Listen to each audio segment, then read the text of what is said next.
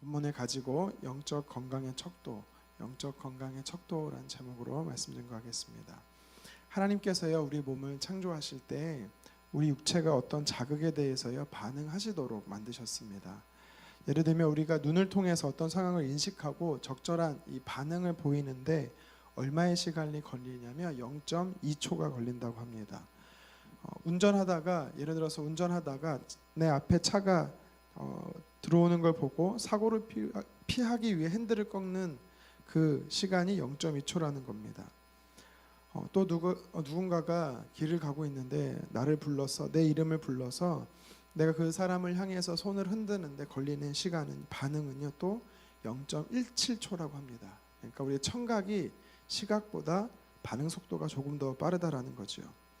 눈이나 귀뿐만 아니라 우리의 몸에는요 감각기관들이 외부로부터 빠른 시간 안에 반응하도록 그렇게 만들어진 것입니다. 만약 우리 몸의 반응 속도가 느려졌다, 반응하지 않는다라는 것은요 우리의 육체의 건강에 문제가 생겼다라는 것이죠. 이 자극과 반응의 원리는 비단 우리 몸, 육체뿐만 아니라 우리 영적인 것에서도 연관이 있습니다. 하나님이 우리의 영적인 부분도 만드실 때 같은 원리로 만드셨습니다. 하나님의 뜻이 사람에게 전달되는 자극이 있다면 그 자극에 따라서 이 빠른 시간 안에 우리는요 하나님이 기뻐하시는 행동과 적절한 반응을 하도록 그렇게 만들어진 것이죠. 그래서 영적인 부분에서도 하나님이 자극을 주실 때 이 빨리 반응하는 것이 영적인 건강함을 이야기하는 것입니다. 오늘 이 원리가 오늘 말씀을 통해서 우리에게 적용이 되는데요.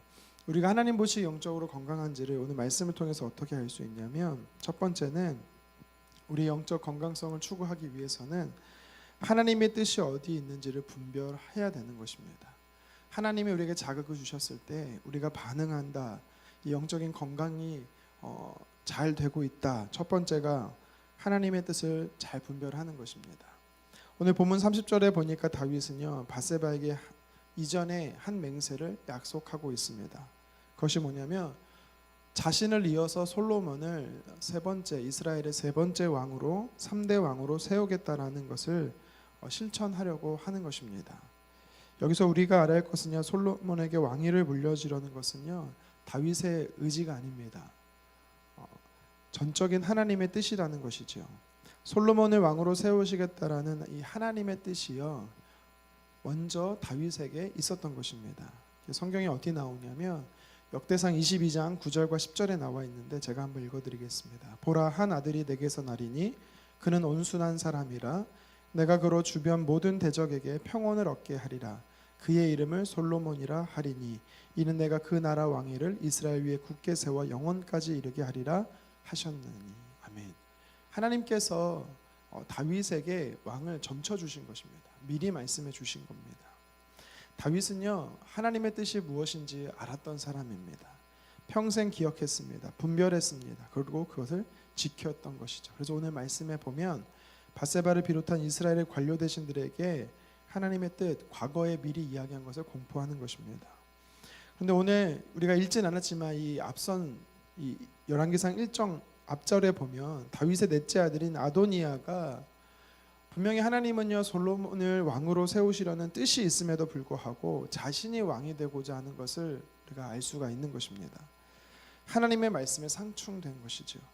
이런 아도니아의 태도를 보면서 우리가 무엇을 알 수 있냐면 하나님의 뜻을 경히 여긴 사람임을 우리가 알 수 있습니다. 하나님의 뜻보다 자신의 의지적 결정을 앞세웠던 사람임을 우리 또한 알 수 있는 것이죠. 아도니아의 모습은 영적 이 자극에 대해, 다시 말해 하나님의 명령에 대해, 말씀에 대해 반응을 건강하게 보이지 못한 이 모습을 예를 들어 우리가 설명하는 것을 알 수가 있습니다.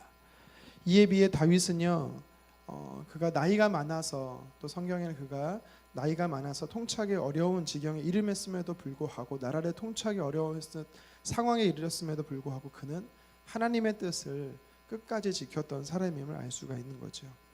저와 여러분들도 이 다윗처럼 영적 건강성을 추구하기 위해서는요 하나님의 뜻이 무엇인지 분별할 수 있는 능력이 우리에게 있어야 되는 겁니다. 나에게, 우리 가정에, 또 교회에, 나라와 민족에 하나님의 뜻이 분명히 있음을 우리는 기억하시기를 바랍니다. 하나님의 뜻을 우리가 듣고 분별하는 것이 먼저 건강성의 척도인 것이지요. 로마서 12장 2절에 말합니다. 하나님의 선하시고 기뻐하시고 온전한 뜻이 무엇인지 분별하도록 하라. 이것이 하나님의 우리에게 말씀하신 명령입니다. 또 다니엘서 11장 32절에 성경은 말하기를 오직 자기의 하나님을 아는 이 하나님의 뜻을 아는 백성은 강하고 용맹을 떨치리라라고 성경은 말하고 있습니다. 이 시대를 살아가면서 하나님의 강한 군사로 용사로 하나님의 대사로 살아가기 위해서는 반드시 먼저 우리가 하나님의 뜻을 알아야 된다라는 것입니다. 계속해서 본문을 통해 우리가 하나님과의 관계 속에서 영적인 건강성을 어떻게 추구할 수 있는가. 두 번째는 첫 번째가 하나님의 뜻을 분별하는 거였다라면 두 번째는 하나님의 뜻을 실천하는 것입니다. 하나님의 뜻을 실천한다. 영적으로 건강하게 살기 위해서는요, 하나님의 뜻을 분별할 뿐만 아니라 이제 그 하나님의 뜻을 내가 하나님의 뜻이 무엇인지 알았다면 그대로 살아내는 것이 영적 건강성이라는 것입니다. 본문 32절에서 34절에 다윗은 세 사람을 부르지요. 제사장 사독과 그리고 선지자 나단 그리고 군대장관 분하야를 불러서요, 솔로몬에게 왕으로 세우라, 기름을 부으라라는 명령을 내립니다. 그 기혼이라는 지역으로 가서 왕으로 세우라라고 말하는데요. 이 기혼이라는 지역은 이 물이 발원하는 수원지로서요, 많은 사람들이 거주하던 곳입니다. 그러니까 쉽게 말하면 한 번에 많은 사람들에게 이 솔로몬이 왕이 되는 것을 보여줄 수 있는 위치였습니다. 오늘날로 말하면 홍보하기 딱 좋은 지역이었다는 것입니다. 다윗은 하나님의 뜻을 아는 것에 그치지 않았습니다. 하나님의 뜻을 분별하는 것에 멈추지 않았습니다. 다윗은 하나님의 뜻을 자신의 삶에서 구현해내고 실천해 내려는 그런 사람이었음을 우리는 알 수 있다라는 거죠. 실행력을 지닌 사람이었습니다. 우리가 하나님의 뜻을 알기 위해 말씀을 기꺼이 아는 것도 정말 중요합니다. 그런데 아는 것에 멈춰버리면 말씀의 능력을 경험할 수가 없는 것입니다. 우리가 말씀을 따라 실천하는 삶을 살아야 말씀의 능력이 우리 삶에 나타나는 것입니다. 히브리서 4장 12절에 말합니다. 하나님의 말씀은 살아있고 활력이 있어 좌우의 날선 어떤 검보다도 예리하여 혼과 영과 및 관절과 골수를 찔러 쪼개는 또 마음의 생각과 뜻을 판단하신다. 능력의 말씀이 우리 안에 나타나려면 이 말씀대로 살아가는 것이 필요하다는 겁니다. 말씀에는 역동성이 있어요. 말씀에는 능력이 있습니다. 우리의 삶을 이끌어가는 힘이 있다는 것입니다. 우리 삶의 변화를 말씀이 우리의 삶을 변화시키려면 아는 것도 중요하지만 그 아는 것을 하나씩 실천해 나가기 시작할 때 우리의 삶이 변화된다는 것입니다. 저와 여러분의 삶에 하나님의 말씀을 따라 실천하는 삶을 살기를 주님의 이름으로 축원합니다. 이스라엘 백성들이 요단 동편에서 가나안 땅에 들어가서 이 창이란 요단에 부딪힙니다. 가나안에 들어가려고 하는데 창이란 이 요단강이 그들의 삶을 막고 있습니다. 그때 하나님께서 여호수아에게 뭐라고 말씀하십니까?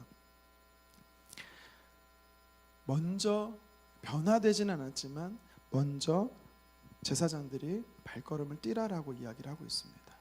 순종을 했지요. 말씀을 들었습니다. 그게 하나님 뜻인 것을 알았습니다. 그리고 그들이 실천을 했습니다. 그랬더니 놀라운 변화가 역사가 일어나는 것입니다. 예수님께서 뭐라고 말씀하시냐면 나의 계명을 지키는 자, 다시 말해서 말씀을 따라 살아가는 자가 나를 사랑하는 자다라고 이야기하고 있습니다. 우리가 하나님을 사랑합니다, 예수님을 사랑합니다라고 말씀하면서 하나님의 뜻과 또 예수님의 뜻을 분별하지 않고 그것을 지켜 행하고 있지 않다라면 우리는 점검해 봐야 됩니다. 내가 정말 주님을 사랑하는 자인가? 그렇지가 않다라는 것입니다. 하나님의 말씀을 아는 것과 또 아는 것에 멈추는 것이 아니라 그 말씀대로 살아갈 때 우리는 하나님을 사랑하는 자이고 또 삶 속에서 말씀의 능력을 경험하는 자인 것을 기억하시기를 바랍니다.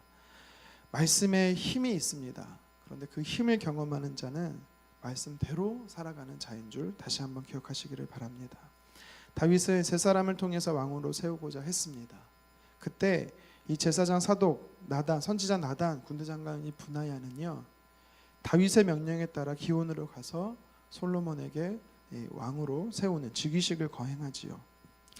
이것을 보면서 우리가 한 가지 더 기억할 게 뭐냐면 하나님의 뜻을 분별하는 것이 우리에게 필요합니다. 아는 게 필요하다라는 거예요. 두 번째는 알고 있다면 그대로 실천하는 게 필요합니다. 그런데 실천에는요 방향성이라는 게 되게 중요합니다. 무슨 말이냐? 온전한 순종이 필요하다라는 겁니다. 온전한 순종.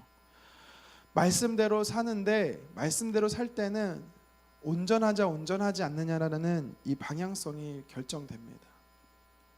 가라라고 말합니다.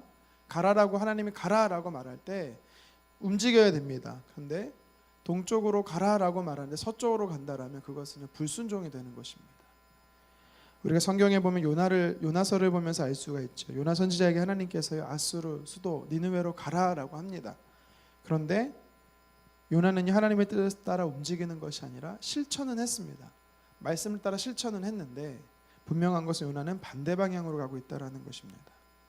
사무엘상 15장 3절에도 보면 하나님께서요 사울 왕을 예를 들면서 아말렉과 전쟁에서 물론 승리하면 전리품을 취하는 것이 전통적인 방법입니다. 하지만 하나님이 뭐라고 말씀하시냐면 아말렉과의 전쟁에서는 전리품을 취하지 말라라고 이야기하지요.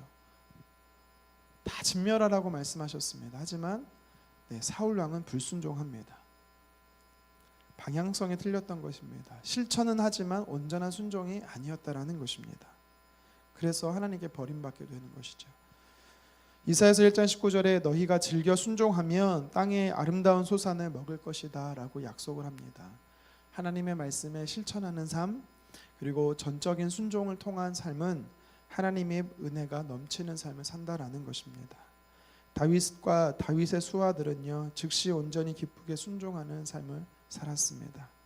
오늘 말씀을 통해 우리는요 하나님의 자녀들이 육체의 강건함뿐만 아니라 영적인 건강성을 어떻게 추구할 수 있는가에 대해서 살펴보았습니다. 우리는 나에게 주시는 하나님의 영적인 자극, 다시 말해 하나님의 말씀에 뜻이 있으면 우리는 깨달아야 합니다. 분별하는 것이 우리에게 제일 첫 번째 필요한 것입니다. 그리고 두 번째는 하나님의 뜻을 내 삶에 무엇인지 그 뜻을 분별했다라면 그대로 살아내는 것입니다. 그리고 온전한 실천, 온전한 순종을 통해서 우리는 오늘도 하나님 앞에 건강한 육체와 영혼의 강건한 삶을 살아갈 수 있음을 기억하시기를 바랍니다. 기도하겠습니다.